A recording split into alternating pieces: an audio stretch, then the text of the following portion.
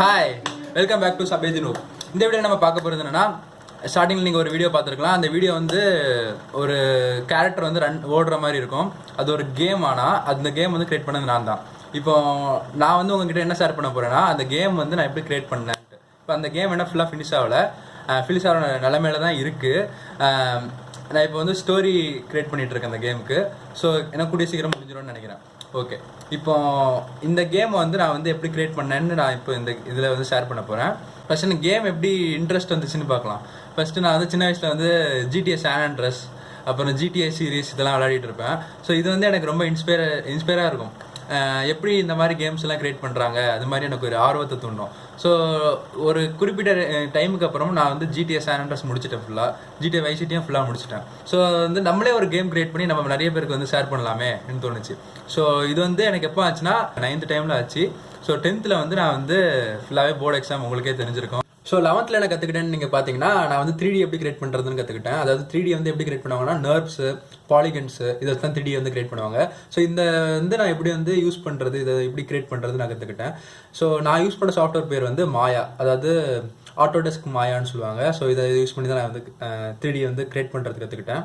அப்புறம் நான் 12th நீங்கள் என்ன கற்றுக்கிட்டா கேட்டிங்கன்னா, எப்படி அனிமேட் பண்ணுறதுன்னு கற்றுக்கிட்டேன். அதாவது ரிக்கிங், அனிமேஷன் இந்த மாதிரி விஷயங்கள்லாம் நான் வந்து 12th கற்றுக்கிட்டேன். ஸோ கிரியேட் பண்ண 3D மாடலை வந்து அனிமேட் பண்ண கற்றுக்கிட்டேன்.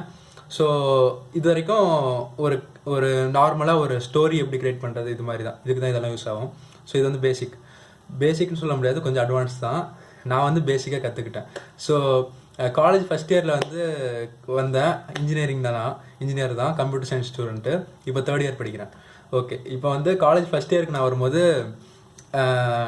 3D டெவலப்மெண்ட்டு, கேம் டெவலப்மெண்ட்டு இதில் எனக்கு இன்ட்ரெஸ்ட் இருந்துச்சு.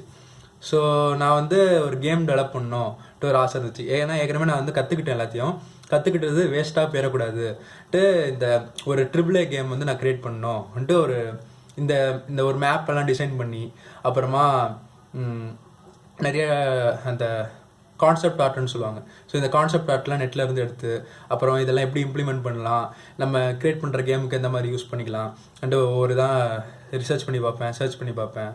ஸோ நிறையா பண்ணி பார்க்கும்போது ஒரு ஐடியா கிடச்சி, அதுக்கப்புறம் தான் நான் வந்து இந்த மாதிரி நீங்கள் ஸ்டார்டிங்கில் ஒரு வீடியோ பார்த்துருக்கலாம். ஸோ இந்த வீடியோ வந்து நான் கிரியேட் பண்ணேன்.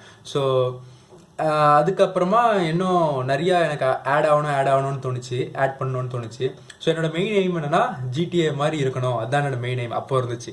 இப்போ என்னென்னா, எனக்கு வந்து ஒரு GTA மாதிரி இருக்கக்கூடாது, ஆனால் லைட்டாக இருக்கணும், அந்த டச் இருக்கணும், ஆனால் அதே நேரத்தில் என்னோட ஸ்டைலும் அதில் இருக்கணும். ஸோ அதான் இப்போதைக்கு இது.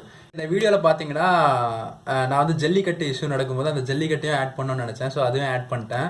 அப்புறமா இது வரைக்கும் நான் பார்த்த கேம்ஸில் எதுலையுமே டெம்பிள் இல்லை, ஓகேவா. ஸோ நான் இதில் டெம்பிளும் ஆட் பண்ணியிருக்கேன் இந்த கேமில்.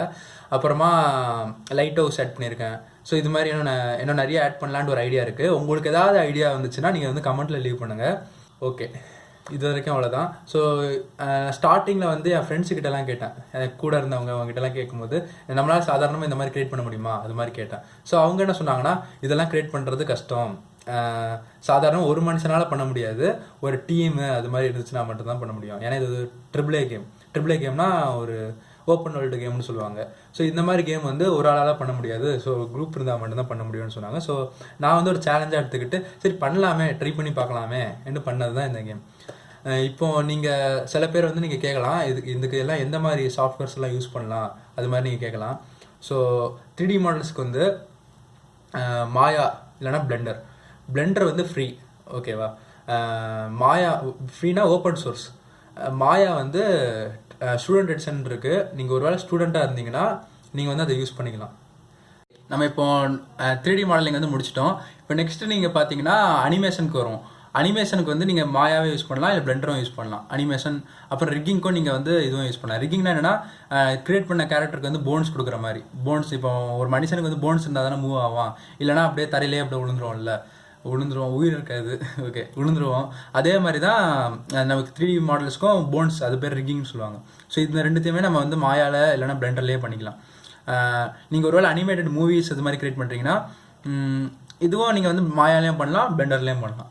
ஸோ இதுக்கு வந்து தனியாக இன்ஜின்ஸ்னு சொல்லுவாங்க, அதெல்லாம் ரொம்ப டீப்பாக போகும். ஒருவேளை இதை பற்றி உங்களுக்கு ஏதாவது இன்ஃபர்மேஷன் வேணும்னா நீங்கள் கமெண்ட்டில் லீவ் பண்ணுங்கள், நான் வந்து அதுக்கு தனியாக ஒரு வீடியோ போடுறேன். இப்போ நெக்ஸ்ட் டெக்ஸ்சரிங் வரலாம். டெக்ஸ்சரிங் வந்து நீங்கள் சப்ஸ்டன்ஸ் பெயிண்டர்னு ஒன்று இருக்குது. ஸோ சப்ஸ்டன்ஸ் பெயிண்டர் இருந்துச்சுன்னா நீங்கள் டெக்ஸ்சரிங் கொடுக்கலாம். அதாவது ரியலிஸ்டிக்காக, அதாவது ஒரு கீபோர்டு இல்லைனா இந்த ஏதாவது ரிமோட் அது மாதிரி நீங்கள் இருந்துச்சுன்னா அதுக்கேற்ற மாதிரியே நீங்கள் அதே மாதிரி நீங்கள் டெக்ஸ்சர் கொடுக்கலாம். ஸோ இது வந்து சப்ஸ்டன்ஸ் பெயிண்டரில் கொடுக்கலாம். நீங்கள் இல்லைனா நீங்கள் ஃபோட்டோஷாப் கூட யூஸ் பண்ணலாம். ஃபோட்டோஷாப் யூஸ் பண்ணோன்னா உங்களுக்கு வந்து யூவி அன்ராப்பிங் வந்து உங்களுக்கு கரெக்டாக தெரிஞ்சிச்சுன்னா மட்டும் தான் நீங்கள் ஃபோட்டோஷாப்பில் யூஸ் பண்ண முடியும். இல்லைனா உங்களால் ரொம்ப கஷ்டம், டிஃபிகல்ட்டாக இருக்கும். கேம் நீங்கள் டிசைன் பண்ண போகிறீங்கன்னு வச்சுக்கோங்களேன். அப்போ வந்து உங்களுக்கு ஏதாவது கேம் இன்ஜின் தேவை. இன்ஜின்னா இப்போ கேம் இன்ஜின்னா நார்மலாக என்ன பண்ணோன்னா நம்ம ஒரு ஸ்கிரிப்ட் நம்ம எழுதுவோம். ஓகேவா? அந்த ஸ்கிரிப்டையும் நம்ம கிரியேட் பண்ண 3D மாடல்ஸையும் கம்பைன் பண்ணோம். அதாவது நீங்கள் டபிள்யூ அமுத்தின உடனே கேரக்டரோட அனிமேஷனும் நடக்கணும், அதே நேரத்தில் மூவ்மெண்ட்டும் நடக்கணும். ஓகேவா? இது வந்து கேம் இன்ஜின் கிரியேட் பண்ணோம். ஸோ நார்மலாக நீங்கள் எந்த மாதிரி கேம் இன்ஜின்ஸ் எல்லாம், நிறைய கேம் இன்ஜின்ஸ் தான் available. Godot, Unity, Unreal, CryEngine, அப்புறம் ஃப்ராஸ்ட்ரைட்டு, இது மாதிரி நிறையா இருக்குது. ஸோ இதுக்கு நீங்கள் வந்து யூனிட்டி யூஸ் பண்ணலாம், இல்லைனா அன்ரியல் யூஸ் பண்ணலாம். ஸோ இந்த ரெண்டுமே உங்களுக்கு வந்து ஈஸியாக இருக்கும். நீங்கள் யூனிட்டி நீங்கள் யூஸ் பண்ணுறீங்கன்னா C# வந்து பெஸ்ட்டு. நீங்கள் அன்ரியல் யூஸ் பண்ணுறீங்கன்னா C++, இது மாதிரி உங்களுக்கு நிறைய தெரியணும். நீங்கள் யூனிட்டியில் வந்து இன்னும் கொஞ்ச நாளுக்கு அப்புறம் நீங்கள் பார்த்தீங்கன்னா, அதாவது 2020 வந்து 2020 அப்டேட்டில் என்ன வரப்போகுதுன்னா விஷுவல் ஸ்கிரிப்டிங்கும் சேர்ந்து வரப்போகுதுன்னு சொல்கிறாங்க. விஷுவல் ஸ்கிரிப்டிங் என்னென்னா நீங்கள் சும்மா ட்ராக் அண்ட் ட்ராப் நீங்கள் பண்ணால் போதும். அது பாட்டுக்கு நீங்கள் என்ன ஸ்கிரிப்டிங்கில் நீங்கள் பண்ணணும்னு நினைக்கிறீங்களோ அதை வந்து நீங்கள் அது பாட்டுக்கு நீங்கள் ட்ராக் அண்ட் ட்ராப் பண்ணி நீங்கள் பண்ண வைக்கலாம். அதாவது WM உடனே மூவ்மெண்ட் நடக்கணும்னு வச்சுக்கோங்களேன். நீங்கள் அதை வந்து ஸ்கிரிப்டில் நீங்கள் எழுதாமல் நீங்கள் ட்ராக் அண்ட் ட்ராப் பண்ணி நீங்கள் வந்து இது பண்ணிக்கலாம். ஸோ இது வந்து விஷுவல் ஸ்கிரிப்டிங்னு சொல்லுவாங்க. இது வந்து 2020 யூனிட்டியில் வரப்போகுது. ஓகே, இப்போதைக்கு இதெல்லாத்தையும் நீங்கள் யூஸ் பண்ணிங்கன்னா ஒரு ஸ்டூடியோவே நீங்கள் கிரியேட் பண்ணலாம். ஃப்ரீயாகவே நீங்கள் ஒரு ஸ்டூடியோ கிரியேட் பண்ணிக்கலாம். இது வந்து உங்களுக்கு நீங்கள் வச்சுருந்தா கூட உங்களுக்கு ஒரு டெக்னிக்கல் ஸ்கில்ஸ் தேவை. ஸோ இந்த டெக்னிக்கல் ஸ்கில்ஸ் வந்து நீங்கள் ப்ராக்டிஸ் பண்ணால் மட்டும்தான் வரும். ஸோ இதுக்கு வந்து ஒரு 2 to 3 years ஆகும், கண்டிப்பாக ஆகும். நீங்கள் வந்து எவ்வளோதான் நீங்கள் ஃபாஸ்ட்டாக கற்றுக்கிட்டாலும் உங்களுக்கு 1.5 years அப்படியாவது ஆகும். ஏன்னா உங்களுக்கு வந்து அந்த ஒவ்வொரு டூல்ஸுக்கிட்டேயும் நீங்கள் வந்து ஃபெமிலியர் ஆகணும். அப்போ தான் ஒரு ஆளால் இது மாதிரி இது பண்ண முடியும். ஸோ இது கூட வந்து நான் வந்து வீடியோ அட்டாச் பண்ணியிருக்கேன். நீங்கள் வந்து அந்த வீடியோவில் எப்படின்னா அந்த அந்த பிளேஸ் வந்து நான் ஃபுல்லாகவே சுற்றி காட்டுற மாதிரி இருந்திருக்கும். ஸோ அவ்வளோதான். ஸோ உங்களுக்கு ஒரு வேளை இந்த வீடியோவில் வந்து ஏதாவது நல்லா இல்லைனா ஏதாவது ஃபீல் பண்ணீங்க, பேடாக ஃபீல் பண்ணீங்க, அது மாதிரி ஏதாவது இருந்துச்சுன்னா கமெண்ட்டில் லீவ் பண்ணுங்கள். அப்புறமா ஃபஸ்ட்டு சொன்ன மாதிரி உங்களுக்கு ஏதாவது ஐடியா இருந்துச்சுன்னா நீங்கள் வந்து அதையும் கமெண்ட்டில் லீவ் பண்ணுங்கள். ஏதாவது உங்களுக்கு இது மாதிரி பண்ணலாம், அது மாதிரி பண்ணலாம், உங்களுக்கு ஏதாவது ஐடியா இருக்கும்ல கேமுக்கு. ஸோ அதெல்லாம் இருந்துச்சுன்னா நீங்கள் வந்து கமெண்ட்டில் லீவ் பண்ணுங்கள். ஸோ அவ்வளோதான். Bye guys.